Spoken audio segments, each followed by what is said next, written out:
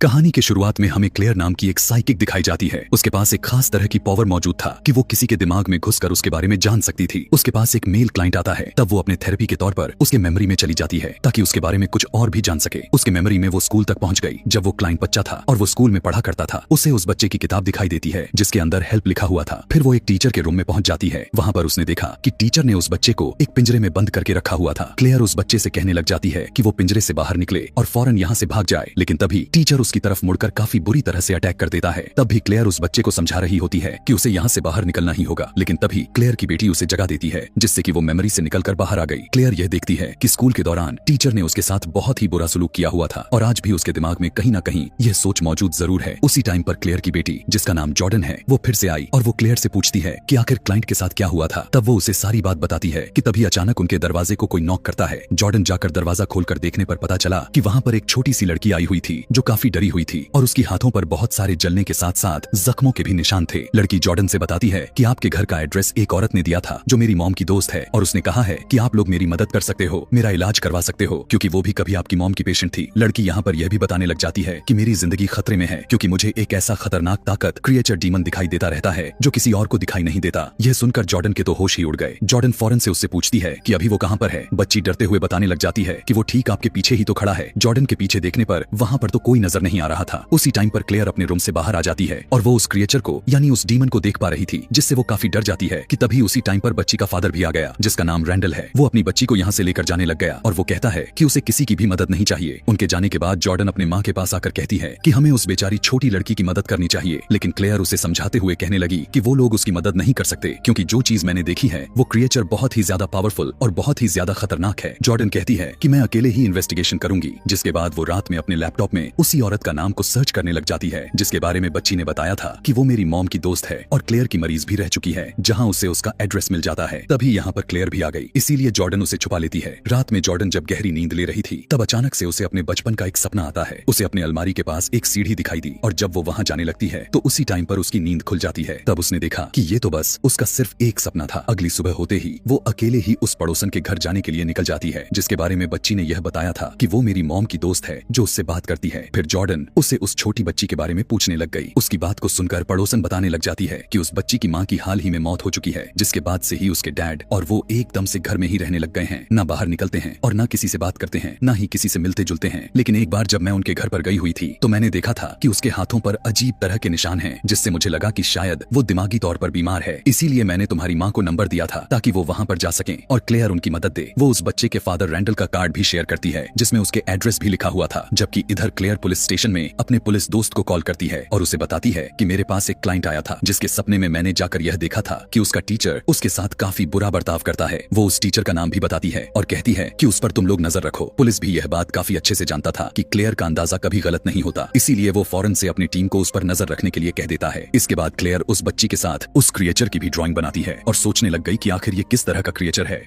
उधर जॉर्डन भी बच्ची के घर पर पहुंच गई थी कि तभी उसके बेसमेंट में से किसी की चलने की आवाज आती है और अब जब वो दोबारा से दरवाजे के पास आकर देखने की कोशिश की तो उसी वक्त वहां पर रैंडल आ चुका था। रैंडल उससे पूछने लग जाता है कि आखिर वो उसके घर के बाहर क्या कर रही है। इस पर जॉर्डन उसे बताती है कि वो उसके घर उसके ही बेटी से मिलने के लिए आई है। तब रैंडल ने कहा कि अब मैं तुम्हें पहचान गया हूँ और मेरी बेटी की थेरेपी नहीं करवानी, इसीलिए भलाई इसी में है कि तुम यहाँ से चली जाओ। लेकिन जॉर्डन भी काफी जिद्दी थी जो कि उसकी किसी भी बात को नहीं मानती और रैंडल के जाने के बाद वो चुपके से घर के अंदर प्रवेश कर जाती है और वहाँ पर छानबीन करने लग जाती है। उस रैंडल और उसकी फैमिली की तस्वीर भी नजर आ गई कि तभी आगे जाने पर उसे एक खुफिया दरवाजा दिखाई दे पड़ता है जिसे देखकर वो हैरान परेशान हो जाती है, जिसे पेचकस के थ्रू वो उसके नट्स को खोल भी देती है। अंदर जाकर देखने पर पता चला कि ये तो एक बेसमेंट थी। वहीं पर रैंडल की बेटी होती है जिसे वो कहती है कि वो वहां से चली जाए क्योंकि उसे बहुत ही तेज भूख लगी हुई है तो वो उसे खा जाएगी। यह सुनकर उसे समझ ही नहीं आता कि आखिर वो उससे क्या कहना चाह रही है, मगर तभी अचानक रैंडल पीछे से आकर उस पर अटैक कर देता है जिससे जॉर्डन वहीं पर बेहोश हो जाती है। इधर जब उसकी माँ उसे कॉल लगाती तो है, लेकिन वो कॉल को रिसीव नहीं कर रही थी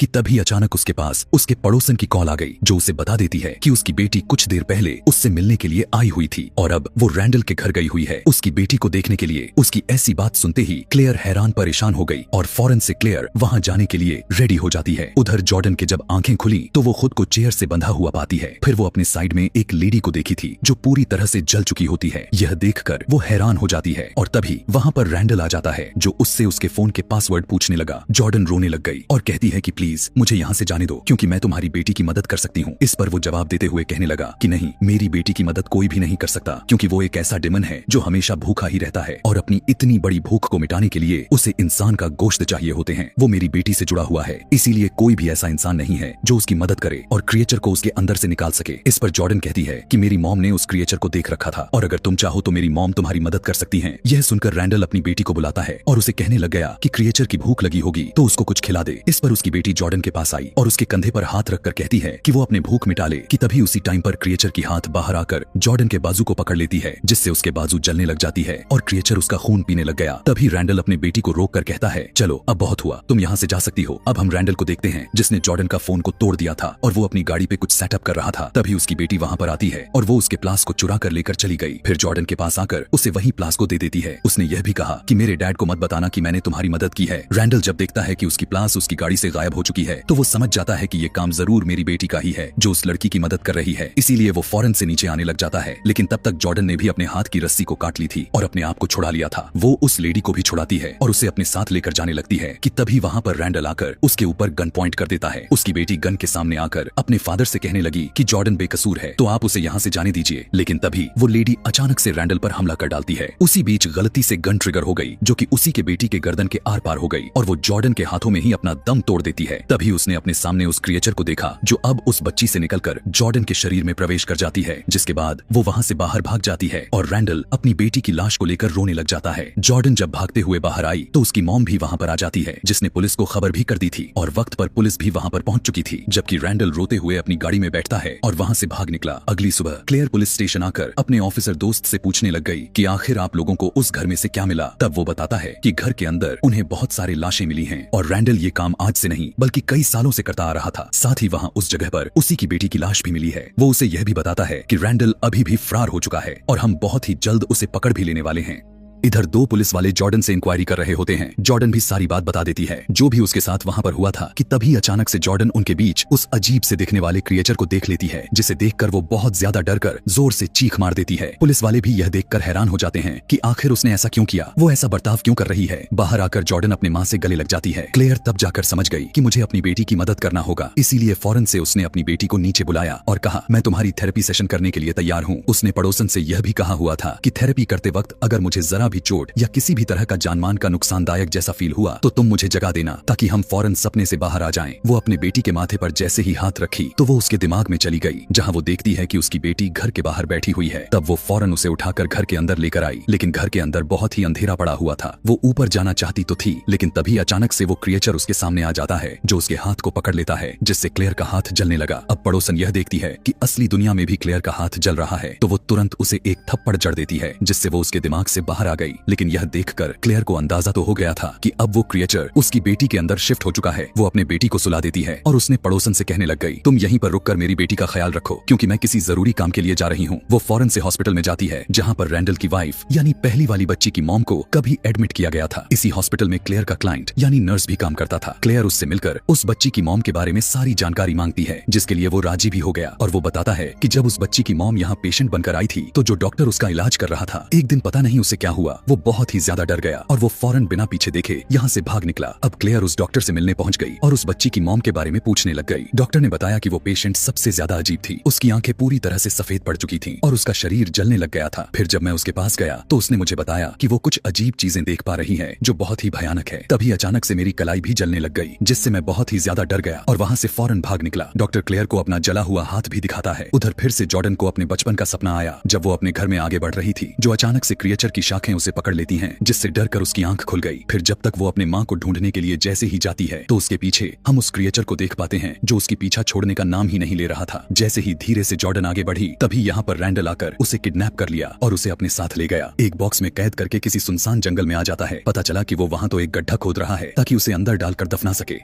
जॉर्डन उससे पूछती है कि तुम आखिर ऐसा क्यों कर रहे हो। तब वो बताता है कि मेरी बेटी के अंदर से निकलकर वो क्रिएचर अब तुम्हारे अंदर ट्रांसफर हो गया है। अगर वो भूखा रहेगा तो वो मर जाएगा, इसीलिए वो उसे अंदर डाल रहा है ताकि वो किसी को भी जान से ना मार सके और सिर्फ तुम्हें ही फीड कर ले। फौरन से रैंडल जॉर्डन को जमीन में गाड़ कर पुलिस स्टेशन आया और खुद को पुलिस के हवाले कर देता है। क्लेयर भी यहीं पर थी जो कि पूछने लग जाती है कि आखिर मेरी बेटी कहाँ पर है, लेकिन उसने कुछ भी नहीं बताया और पुलिस उसे हिरासत में ले लेती है। अब क्लेयर अपने दोस्त से कहती है कि प्लीज मुझे एक बार रैंडल से बात करने दो, लेकिन उसने यह कहकर मना कर दिया कि ये दरअसल उसके प्रोटोकॉल्स के खिलाफ है। लेकिन तभी वो देखता है कि जिस टीचर पर क्लेयर ने नजर रखने के लिए कहा था वो सच में मुजरिम था, छोटे बच्चों पर जुल्म किया करता था और उसे गिरफ्तार भी कर लिया गया है। यानी क्लेयर ने जो कहा था वो सच निकला। यह देखकर वो क्लेयर को इजाजत दे देता है ताकि वो रैंडल से बात कर सके। इसीलिए वो आकर रैंडल से पूछने लग जाती है, कहती है कि बताओ मेरी बेटी कहाँ पर है, लेकिन वो उसे कुछ भी बताने को तैयार नहीं था। इसीलिए वो अपने पावर से पता लगाने लग जाती है कि आखिर उसकी बेटी कहाँ पर है। वो उसके सर पर हाथ रखकर उसके मेमोरी में घुस गई, जिसके जरिए जंगल में आ जाती है, जहाँ वो पता लगा लेती है कि उसकी बेटी को तो इसने गाड़ दिया है। इसीलिए वो फौरन अपनी गाड़ी की चाबी लेती है और अपने पड़ोसन के साथ वहाँ पर जाने के लिए निकल पड़ती है। और जो पुलिस वाला था वो भी अपनी टीम के साथ उसका पीछा करने लग जाता है, जबकि अकेला पाकर क्रिएचर जॉर्डन को परेशान किए जा रहा था क्योंकि उसे भूख लगी हुई थी। इसीलिए वो उसे ही छूकर जला रहा होता है। कुछ ही देर में क्लेयर और पड़ोसन वहाँ पहुँच गए और दोनों जमीन को खोदने लग जाते हैं। तभी उन्होंने देखा कि वो क्रिएचर अभी भी जॉर्डन के पास ही है। इसीलिए क्लेयर उसे कहती है कि तुम पुलिस का ध्यान बटाने की कोशिश करो ताकि मैं जल्दी से इस क्रिएचर को खत्म कर दूं। और वो फिर अपने बेटी के सर पे हाथ लगाती है और उसकी दिमाग में घुस गई, जहाँ पर उसने देखा कि उसकी बेटी बहुत ही ज्यादा खौफनाक तरीके से डरी हुई है। क्लेयर एटिक में जब गई तब वो क्रिएचर उसका गले को जोर से पकड़ लेता है, लेकिन तभी वो क्रिएचर के सर पर हाथ रखकर वो अब उसके दिमाग में घुस जाती है। पता चला कि क्रिएचर के दिमाग में जो जगह है वो बहुत ही ज्यादा डरावनी और काफी खतरनाक है। जॉर्डन भी इसी दिमाग में आ गई थी और जब वो ऊपर की तरफ गई तो वो अपनी माँ और क्रिएचर को देख पाती है, जिससे वो समझ जाती है कि हम क्रिएचर की मेमोरी में हैं, उसके दिमाग के दुनिया में। तभी क्लेयर क्रिएचर के सामने देखती है जो डिमन शैतान वाले चेयर पर बैठकर बहुत ही क्रिपी लुक दे रहा था। वो कहता है मुझे बहुत ही जोरों से भूख लगी है, लेकिन क्लेयर ने उसे जवाब दिया कि मैं तुम्हें मार डालूंगी। लेकिन अचानक से वो गायब होकर पीछे से हमला कर देता है। उसने क्लेयर को बांध दिया था, फिर उसे जान से मारने के लिए आता है, लेकिन तभी जॉर्डन क्रिएचर के सर में खंजर घुसा देती है। क्लेयर ने भी क्रिएचर को काट दिया और उसके टुकड़े टुकड़े हो जाने की वजह से क्रिएचर की फाइनली मौत हो जाती है। इसके बाद फौरन दोनों माँ बेटी क्रिएचर की दुनिया से बाहर निकल आते हैं, जबकि उधर पुलिस ने क्लेयर को देख लिया था, जिस वजह से वो दोनों को उठा देता है और दोनों वापस असली दुनिया में आ जाती हैं। दोनों माँ बेटी रोने लगती हैं क्योंकि उनकी जिंदगी में सब कुछ ठीक हो गया था। दोनों गले मिलती हैं और इसी के साथ इस फिल्म की कहानी यहीं पर खत्म हो जाती है।